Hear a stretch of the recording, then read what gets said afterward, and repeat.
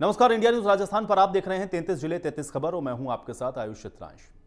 राज्यपाल कलराज मिश्र ने देलवाड़ा में ट्रेवर टैंक का सपरिवार भ्रमण किया है, तो फिर वहीं माउंट आबू वन्य जीव अभ्यारण्य में स्थित ट्रेवर्स टैंक के चारों ओर फैली वन संपदा को देखकर राज्यपाल कलराज मिश्र अभिभूत हो गए। इस दौरान राज्यपाल ने राजस्थान के सुंदर पर्वतीय पर्यटन स्थल का पारिस्थितिकी अनुकूलता के अंतर्गत संरक्षण और विकास किए जाने पर जोर दिया। उन्होंने कहा कि पर्वतीय क्षेत्रों में आ रहे पारिस्थितिकीय बदलाव को देखते हुए स्थानीय स्तर पर पर्यावरण संरक्षण के लिए सभी को मिलकर प्रयास करना चाहिए। इसके साथ ही उन्होंने ये भी कहा कि यहाँ की जैव विविधता बेहद अद्भुत है, इसको संरक्षित और सुरक्षित रखने के लिए सभी स्तर पर प्रयास होने चाहिए।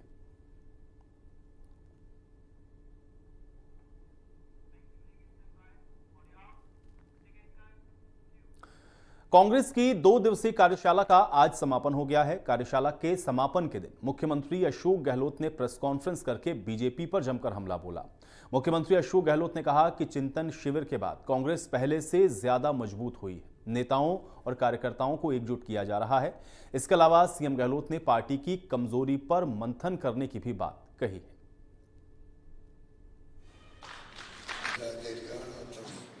उदयपुर डिक्लेरेशन के बाद में और ज़्यादा मजबूती आ गई है और उसी रूप में अब काम शुरू हो रहे हैं। तमाम प्रोग्राम लागू हो रहे हैं, पदयात्राओं के भी। राष्ट्रीय स्तर पर पदयात्रा या जो यात्रा होगी वो प्रोग्राम एआईसीसी बना रही है, जिससे कि भारत जोड़ो अभियान शुरू हो रहा है। नेताओं का, कार्यकर्ताओं का संपर्क टूट गया है आम जनता से, उसमें सब बात आ जाती है। जितना मजबूत संपर्क होगा जनता से, तभी तो हम उनकी सुख दुख की बात सुनेंगे, उनको विश्वास दिलाएंगे कि कांग्रेस जो आपके हाथ खड़ा है। कांग्रेस के जो ऑफिसर हैं वो आम जनता के आस्था केंद्र बनने चाहिए। हमारी अपनी कमजोरी हैं, उसका भी आपन विश्लेषण होना चाहिए, तभी तो हम ठीक कर पाएंगे। और ये देखिए, राजनीतिक पार्टियों में चाहे बीजेपी हो, चाहे कांग्रेस हो, चाहे कोई पार्टी हो, गुटबाजी होती है। परंतु हमारा मानना है कि अगर सिस्टम ठीक करना है, हमें संगठन को मजबूत करना है, तो आपस में लोकतंत्र में संवाद भी रहे, शिकायत भी रहे, मौके आने पर बात करें। तो राजस्थान में राज्यसभा की 4 सीटों पर चुनाव बेहद रोमांचक है और बीजेपी समर्थक निर्दलीय उम्मीदवार सुभाष चंद्रा के मैदान में उतरने से मुकाबला और रोचक हो गया है। ऐसे में बीजेपी उन निर्दलीय विधायकों पर डोरे डाल रही है जिन्होंने कांग्रेस सरकार को समर्थन दिया हुआ है। बीजेपी की इसी कोशिश को रोकने के लिए कांग्रेस ने उदयपुर में अपने विधायकों और निर्दलीय विधायकों की बाड़ेबंदी कर दी है। सभी विधायकों को मुख्यमंत्री आवास से लग्जरी बस के जरिए उदयपुर के ताज अरावली होटल में ले जाया गया है। 9 मई तक सभी विधायक बाड़ेबंदी में रहेंगे।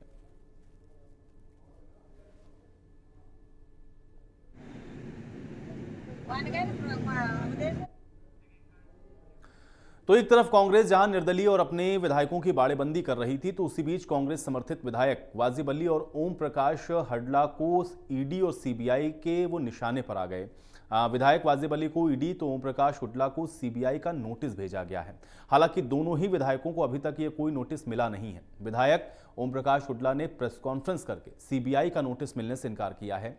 विधायकों को नोटिस पहुंचने के बाद प्रदेश की सियासत गर्मा गई है। ईडी सीबीआई के नोटिस मिलने के बाद केंद्र में बैठी मोदी सरकार एक बार फिर से कांग्रेस के निशाने पर है। पूर्व डिप्टी सीएम सचिन पायलट ने मोदी सरकार पर बड़ा हमला बोलते हुए सरकारी संस्थाओं के दुरुपयोग करने का आरोप लगाया है। बीजेपी सरकार जानबूझकर विपक्ष के नेताओं को टारगेट कर रही है।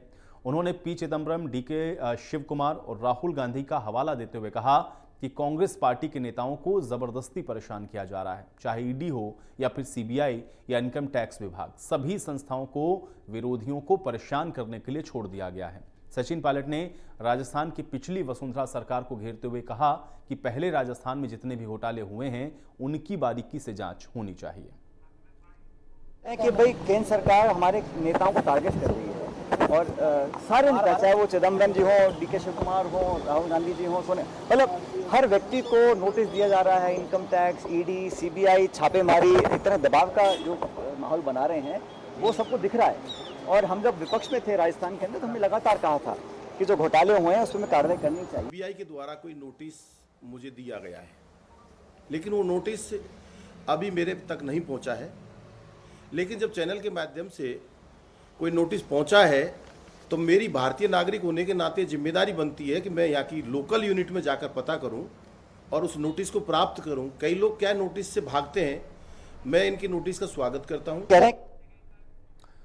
तो एक तरफ जहां कांग्रेस केंद्र की सरकार पर जांच एजेंसियों के दुरुपयोग का आरोप लगा रही है, तो फिर वहीं बीजेपी ने भी गहलोत सरकार पर राज्य में सत्ता के दुरुपयोग का आरोप लगाया है। पूर्व सीएम वसुंधरा राजे ने सीएम गहलोत को घेरते हुए कहा कि राज्यसभा चुनाव में वो विधायकों की जासूसी करवा रहे हैं।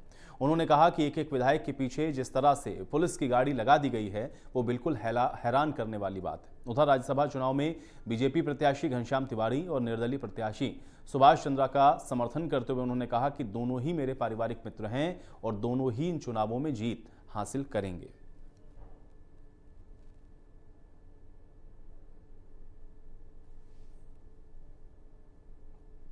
सत्ता का जो हैरान हूं देखकर राज्यसभा के चुनाव जो चालू हो गए हैं, सत्ता का जो दुरुपयोग हो रहा है और जो हर एक एमएलए के पीछे पुलिस की गाड़ी लगा दी गई है और एमएलए का पीछा किया जा रहा है, ये पूरी तरह से सत्ता का दुरुपयोग ही है। पर इसके बावजूद भी मुझे विश्वास है कि श्री घनश्याम तिवारी जी हों या श्री सुभाष चंद्र जी हों, जो मेरे पारिवारिक मित्र भी हैं, एमएलएस पार्टी लाइन से ऊपर उठेंगे और हमारे कैंडिडेट को वोट देने का काम।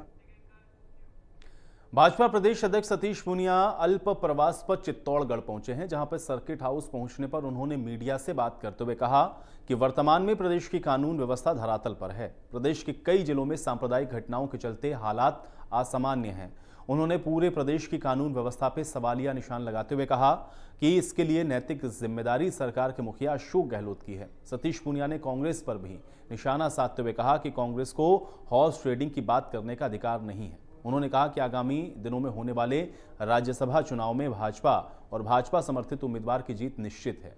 उन्होंने केंद्र सरकार के 8 वर्ष पूरा होने पर भी सरकार की ओर से चलाई जा रही विभिन्न जन कल्याणकारी योजनाओं की जानकारी दी। इस दौरान भाजपा के कई पदाधिकारी और कार्यकर्ता मौजूद रहे।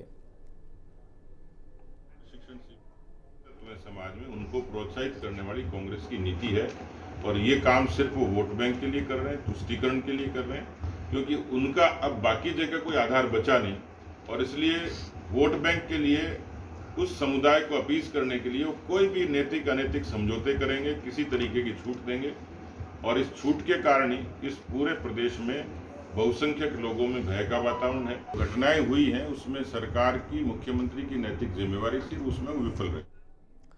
तो चित्तौड़गढ़ पहुंचने पर भाजपा प्रदेश अध्यक्ष सतीश पूनिया ने मारपीट कर हत्या करने के मामले में भाजपा पदाधिकारियों के साथ चर्चा की है। मृतक के घर पहुंच करके मृतक रतनलाल सोनी को उन्होंने श्रद्धांजलि दी।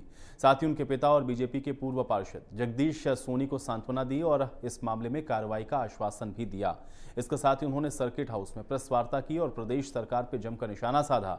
वहीं महाराणा प्रताप की जयंती के अवसर पर विशेष पखवाड़े की शुरुआत के बारे में जानकारी देते हुए कहा कि भाजपा विशेष अभियान चलाएगी जिससे लोगों को योजनाओं से जोड़ा जा सके। इस दौरान बीजेपी पदाधिकारी और कार्यकर्ता मौजूद रहे।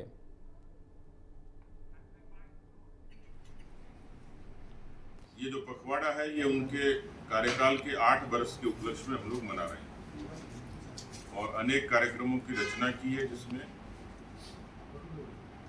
मोर्चों को अलग अलग टास्क दिए हैं और मुख्य मुद्दा है कि मोदी सरकार की जो लोक कल्याण की नीतियां उनको दरवाजे तक, घर घर तक हम लोग पहुंचाएं, लाभार्थियों को हम लोग अपने विचार से जोड़ें और साथ ही साथ इन नीतियों के बारे में और कार्यक्रमों के बारे में लोगों में लोक जागरण करें। हॉर्स ट्रेडिंग की बात करते तो पहले ये जवाब देना कि दोनों बार अशोक गहलोत जी की लगातार जो सरकारें आई थी बदल के अल्टरनेट सरकारें, दोनों बार मैंडेट नहीं था, पूरे हाथी जीम गए। वो बीएसपी को अवैध तरीके से मर्जर किया जिसकी पिटीशन अभी सुप्रीम कोर्ट में और हाई कोर्ट में लंबित है। उनके पास इस बात का जवाब है कि हॉर्स तो छोड़िए, आप तो हाथी खा गए। तो ये परंपरा कांग्रेस पार्टी की थी, वही कर रहे हैं। बीजेपी पर तो सिर्फ सियासी आरोप है। तो अल्प प्रवास पर उदयपुर पहुंचे भाजपा के प्रदेश अध्यक्ष सतीश पूनिया ने आगामी राज्यसभा चुनाव को लेकर के भी बयान दिया। पूनिया ने कहा कि राजस्थान में 4 सीटों पर हो रहे राज्यसभा चुनावों में 2 seat Congress, 1 seat Bharatiya Janata party और 1 सीट निर्दलीय विधायक पर है। इसके साथ ही कहा कि भले ही प्रदेश सरकार बाड़ेबंदी कर दे, लेकिन निर्दलीय प्रत्याशियों का मतदान भाजपा समर्थित कैंडिडेट के पक्ष में ही होगा। सतीश पूनिया ने कांग्रेस की बाड़ाबंदी पर भी प्रहार करते हुए कहा कि जिन लोगों ने अकबर को महान बताया, उन्हें आज महाराणा प्रताप की धरती पर शरण लेनी पड़ी है। पूनिया ने कांग्रेस सरकार पर निशाना साधते हुए कहा कि अपनी जगह वही छोड़ता है जिसे डर होता है। कांग्रेस के द्वारा सभी विधायकों की उदयपुर में बाड़ाबंदी करना कांग्रेस की चिंता को दर्शाता है। इस बार ये सब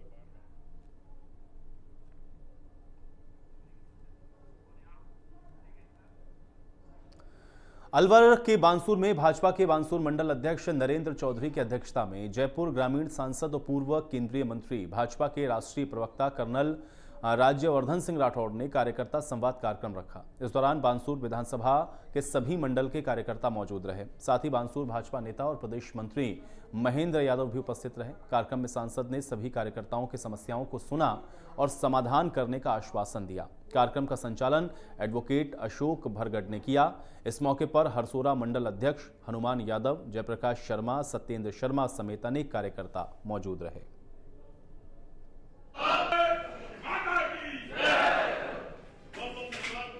अध्यक्ष एवं मातृशक्ति अपने क्षेत्र में पहले लॉकडाउन के अंदर भी डूंगरपुर में वीर शिरोमणि महाराणा प्रताप की जयंती बड़े धूमधाम के साथ मनाई जा रही है और इसी कड़ी में वागड़ क्षत्रिय महासभा और सर्व समाज की ओर से डूंगरपुर शहर में महाराणा प्रताप की विशाल शोभा यात्रा भी निकाली गई। प्रताप सर्किल से शुरू हुई शोभा यात्रा शहर के विभिन्न मार्गों से होकर के गुजरी और पुराना बस स्टैंड पे राजपूत समाज के छात्रावास पे जाकर शोभा यात्रा का समापन हुआ। शोभा यात्रा में राजपूत समाज और सर्व समाज के लोग सफेद कपड़ों और केसरिया साफे को लगाकर के शामिल हुए। शोभा यात्रा के दौरान पूरा शहर महाराणा प्रताप के भजन और जयकारों से गूंज उठा। इस दौरान राजपूत समाज की ओर से विभिन्न कार्यक्रमों का आयोजन भी किया गया, जिसमें बड़ी संख्या में लोग शामिल हुए।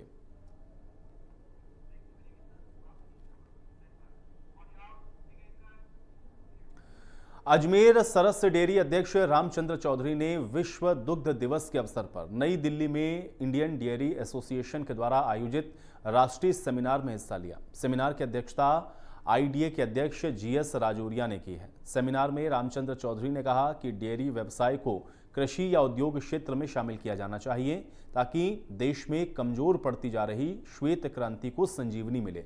इसके साथ ही उन्होंने कहा कि दूध पर समर्थन मूल्य लागू होने से दुग्ध व्यवसाय को बल मिलेगा। चौधरी ने कहा कि देश में राष्ट्रीय स्तर पर नेशनल मिल्क ग्रिड की स्थापना होनी चाहिए, जिससे दूध और दूध पाउडर के बफर स्टॉक को संकलित किया जा सके। चौधरी ने यह भी कहा कि केंद्र सरकार के द्वारा उच्च गुणवत्ता वाले दूध उत्पाद के निर्यात को प्रोत्साहन दे हेतु कम से कम 40% सब्सिडी का प्रावधान किया जाना चाहिए ताकि देश के अन्नदाता और पशुपालक किसानों के हितों की रक्षा हो।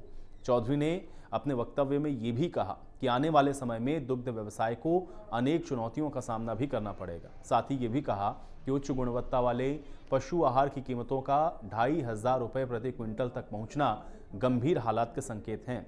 चौधरी ने बताया कि राजस्थान में प्रति व्यक्ति दूध की खपत 491 मिलीग्राम तक होती है। राजस्थान पंजाब के बाद दूसरा ऐसा राज्य है जहां पर औसत दूध की खपत प्रति व्यक्ति अधिक है।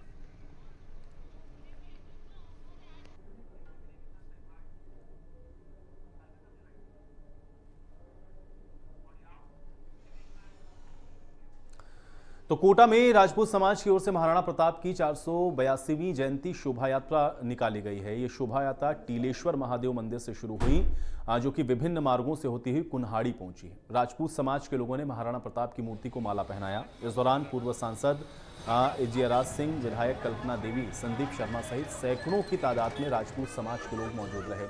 शोभा यात्रा के दौरान वाहन रैली भी निकाली गई। शोभा यात्रा के दौरान महाराणा प्रताप के नारे भी लगे। वहीं शोभा यात्रा में शांति बनाए रखने के लिए पुलिस जाब्ता भी सभी जगहों पर तैनात रहा।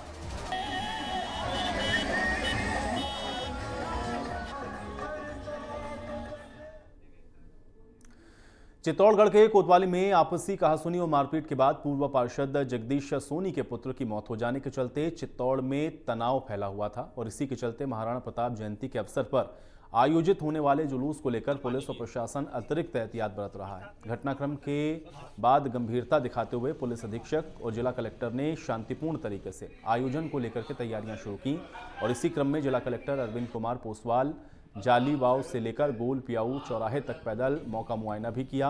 पूरे रूट का पैदल जायजा लेकर उपखंड अधिकारी ने आवश्यक सुरक्षा इंतजामों के तहत विभिन्न स्थानों पर पुलिसकर्मियों को तैनात करने और रास्ते बंद करने और व्यवस्थाएं करने के निर्देश दिए। साथ ही सामाजिक संगठनों से शहर में शांति और सौहार्द बनाए रखने की अपील की।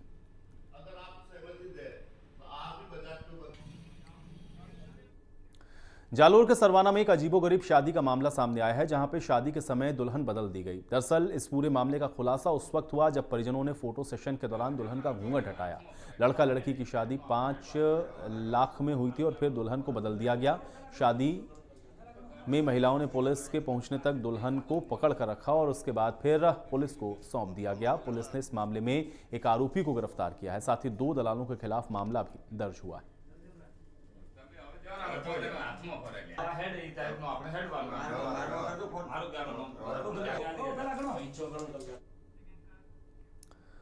सीकर के दातारामगढ़ में बाई कस्बा स्थित राजकीय उप स्वास्थ्य केंद्र में कार्यरत द्वितीय श्रेणी के 2 चिकित्सा कर्मियों को लापरवाही बरतने और block CMHO doctor Ashwini Kumar ने एपीओ कर दिया है। आपको बता दें कि पीएससी में मरीजों को एक भी कर्मचारी नहीं मिला, जिस वजह से मरीज versus block CMHO doctor Ashwini Kumar को फोन के जरिए जानकारी दी है और शिकायत पर ब्लॉक सीएमएचओ ने तुरंत मामले में संज्ञान लेते हुए नजदीकी पीएचसी लामिया और ढिंगरपुर से स्वास्थ्य कर्मियों को वाईपीएससी भेजा और उसके बाद मरीजों का उपचार शुरू करवाया। इसके बाद ब्लॉक सीएमएचओ ने लापरवाही बरतने वाले स्वास्थ्य कर्मियों पर कार्रवाई करते हुए द्वितीय श्रेणी के नर्सिंग कर्मी मुकेश गरवा और नर्सिंग कर्मी गिरधारी गोटवाल को एपीओ किया और इसके साथ ही ब्लॉक सीएमएचओ ने पीएससी चिकित्सा प्रभारी डॉक्टर श्रीकांत कुमार को इस पूरे मामले को लेकर तथ्यात्मक रिपोर्ट बनाकर पेश करने के निर्देश दिए।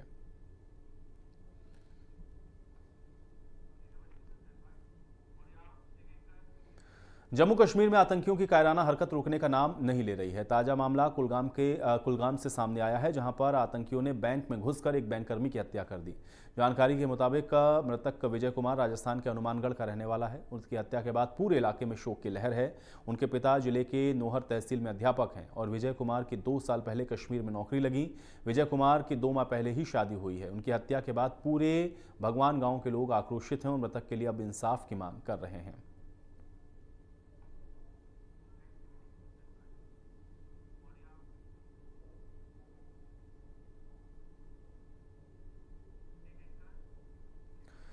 कोटा के गुमानपुरा में अचानक 4 मंजिला बिल्डिंग में भीषण आग लग गई, जिससे बिल्डिंग में आग लगी वो लोकसभा स्पीकर ओएसडी राजीव दत्ता की बताई जा रही है। आग इतनी भयंकर थी कि कुछ ही देर में ग्राउंड फ्लोर से 4थे फ्लोर तक पहुंच गई। सूचना मिलते ही एसडीआरएफ और फायर ब्रिगेड की टीम मौके पर पहुंची है, आग पर काबू पाया। जानकारी के अनुसार शॉर्ट सर्किट की वजह से आग लगी।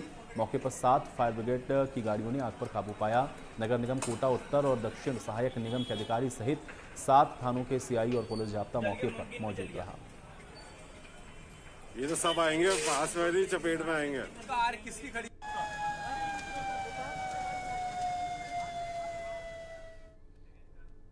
बीकानेर में अतिक्रमण तोड़ने को लेकर एक बार फिर से विवाद हो गया और नगर निगम से कुछ ही दूरी पर सरकारी जमीन पर बनी मंदिर की दीवारों को तोड़ दिया गया। इसके बाद मौके पर विरोध प्रदर्शन हुआ। तब तक अधिकांश दीवारों को जेसीबी तोड़ चुकी थी। इस दौरान एक कच्चा कमरा तोड़ा गया। बड़ी संख्या में लोग विरोध करने पहुंचे हैं। पूरे मामले में कांग्रेस के कई पार्षद विरोध में उतर आए। इस पूरी कार्रवाई से क्षेत्र के पार्षद महेंद्र बडगुजर भी अपना विरोध दर्ज करवाते हुए नजर आए।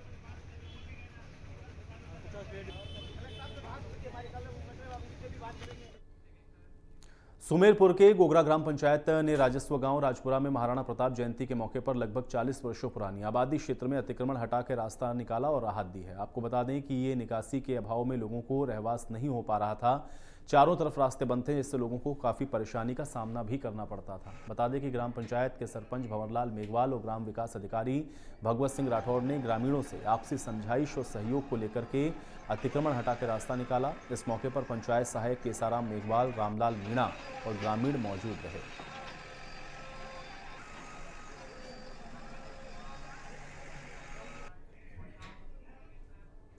भरतपुर में सावित्रीबाई फुले कन्या छात्रावास और राजकीय महिला छात्रावास की छात्राएं खाना न मिलने पर छात्रावास के बाहर प्रदर्शन कर रही हैं। छात्राओं का कहना है कि अभी पूरे एग्जाम भी नहीं हुए और उससे पहले ही छात्रावास से उनको बाहर निकाल दिया गया है। छात्राओं ने कहा है कि जब तक सुनवाई नहीं होती है तब तक छात्रावास के सामने वो धरने पर बैठेंगी। छात्राओं ने कहा कि उन्हें सुबह से खाना पीना भी नहीं दिया गया है, अधिकारी उनकी कोई सुनवाई नहीं कर रहे। आपको बता दें कि छात्राओं ने जिला प्रशासन को भी सूचना दी है, इसके बावजूद भी वहां से कोई जवाब नहीं मिला।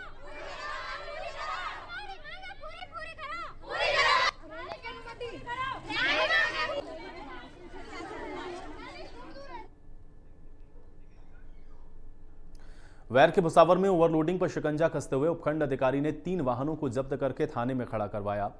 ओवरलोडिंग के खिलाफ कार्रवाई के बाद वाहन चालकों में हड़कंप मच गया। जानकारी के अनुसार हिंडौन सड़क मार्ग पर उपखंड अधिकारी हेमराज गुर्जर ने क्षमता से अधिक खनन सामग्री भरकर ले जाते हुए 3 ट्रैक्टर ट्रॉली पर कार्रवाई की है।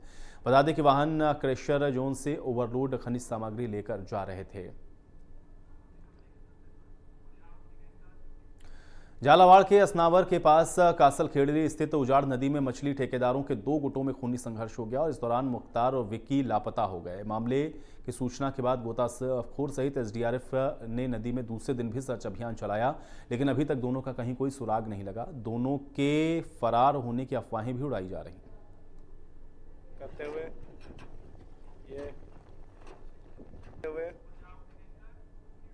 हनुमानगढ़ के पीलीबंगा में पुलिस ने पेट्रोलियम पदार्थों की अवैध तस्करी करने वालों के खिलाफ कार्रवाई करते हुए पंजाब से अवैध परिवहन करके लाई जा रही 2550 लीटर डीजल 100 लीटर पेट्रोल को पकड़ा है।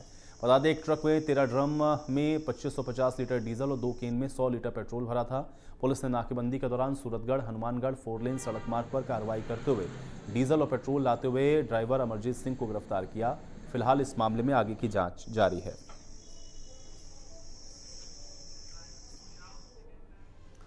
देसूरी के आना में श्री जय अंबे गौशाला में लगातार गायों की मौत हो रही है। पिछले 2 महीने में 12 के करीब गायों की मौत हो चुकी है। गायों की मौत अब रहस्य बनी हुई है। गौशाला मालिक मरी हुई गायों को गौशाला के बाहर ही फेंकवा देते हैं। इसके चलते ग्रामीणों में गौशाला प्रबंधन के प्रति भी रोष है। मरी हुई गायों को ग्रामीणों के विरोध के बाद खुद करके दफनाया गया। सूचना पर नायब तहसीलदार भवानी सिंह और डॉक्टर नथाराम सहित डॉक्टर मौके पर पहुंचे हैं।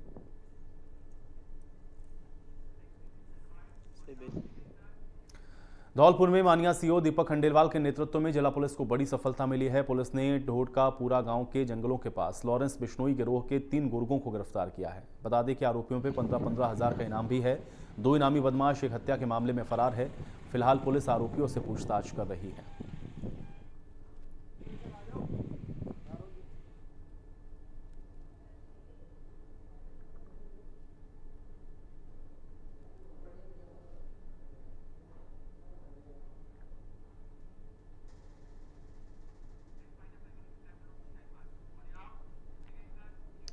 और चलिए इसी के साथ 33 जिले 33 खबर में मेरे साथ फिलहाल इतना ही।